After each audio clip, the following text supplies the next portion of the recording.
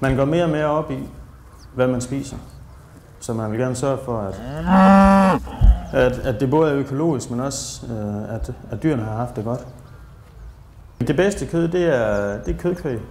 Det er limousiner og angus. De går rundt og hygger sig ude i Skjern Enge i Vestjylland.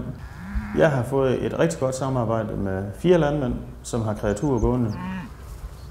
Når man ser det dyr der, så har den en fantastisk bred ryg og nogle gode lår, som er med til at give et godt fylde, når man køber et stykke kød.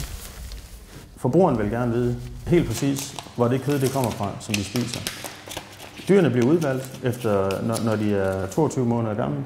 Først og fremmest så er dyrene jo specielt udvalgt af landmanden. Skal man lige sørge for, at de har noget luft, så de kan hænge og modne forsvarligt. Så bliver de slagtet, og de kommer så ind til mig.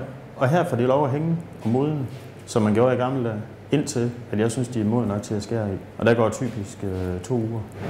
De skal være tørre i overfladen. Jeg kan jo så mærke på dem, om de er ved at være faste, klar til at skære i. Her har vi noget ordentligt kød, så skal vi også tilberede det ordentligt. Nu kan jeg mærke, at nu er den klar til at man skærer i den. Og det kan jeg mærke ved, at den er forholdsvis fast. Her får man kun det bedste. Jeg synes, at vi skal prøve at komme tilbage til det originale. Og det vil sige, at vi skal prøve at lave nogle spegepølser især, uden hjælp af tilsætningsstoffer. Og det er med nogle ordentlige råvarer, det er med nogle ordentlige krydderier. Vi går meget op i, at kølekæden ikke brydes. Og der pakker vi så varen i godkendte termokasser. Og der bliver lagt is i, og så bliver den forseglet. Og derefter bliver den leveret ud med kølebil.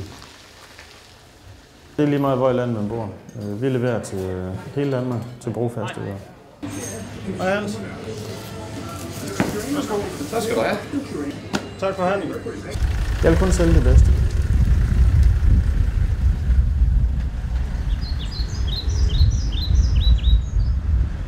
Når de går herude om sommeren, så er de med til at gavne naturlivet, både fugle og planter. Så det er sådan en god historie, og samtidig med til at give smagen af Skjern Enge.